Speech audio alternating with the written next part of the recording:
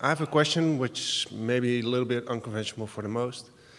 I consider myself as a recreational drug user.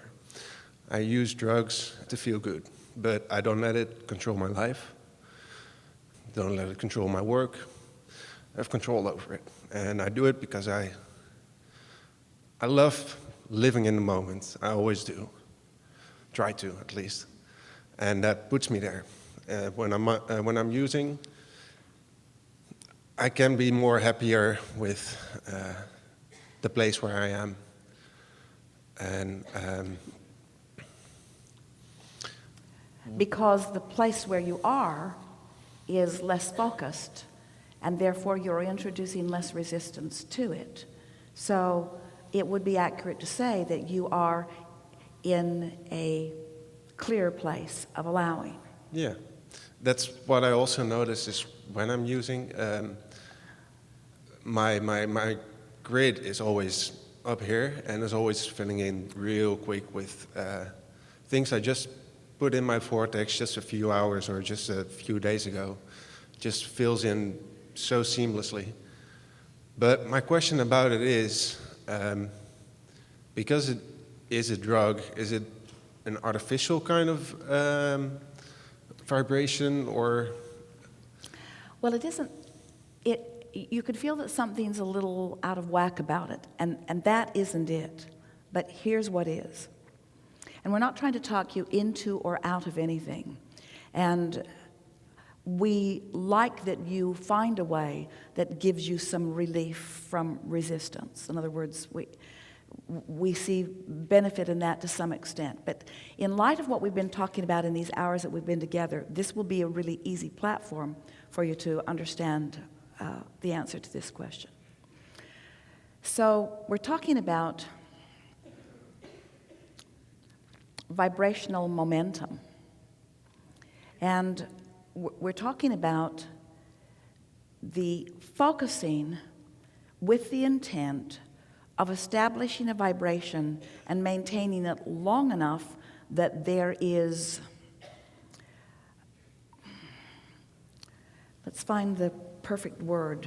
Enough momentum going. Momentum is the right word, but there's something about when momentum has been established for a long enough time. Our friend was asking about learning, and we want to integrate learning with knowing, and we want to integrate learning with knowing with being. In other words, in time, you get to the place, it's what we were talking about the source energy is in that place of such knowing, of such well-being, that there is no divergence that would be recognizable from your point of view that would deviate from that. And so there is a momentum in focus that then you own it. It's not to say that you might not dip from it, but it causes more of a sustaining of a vibration.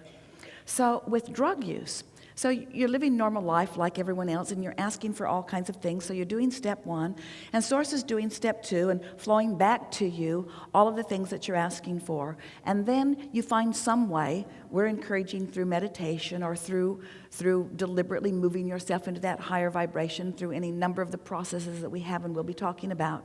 And so you find yourself in a state of allowing. And now as you allow that momentum and you use your ability to focus there, now you can sustain that momentum. And when you are utilizing a substance, that sustaining of that momentum is not the same. No. In other words, there's an allowing of it, but there's not a... We've said in the past, and we'll say it here, and then we will re-emphasize it in light of this new discussion that we're having that makes it even clearer, that the use of many substances can put you in a place where you are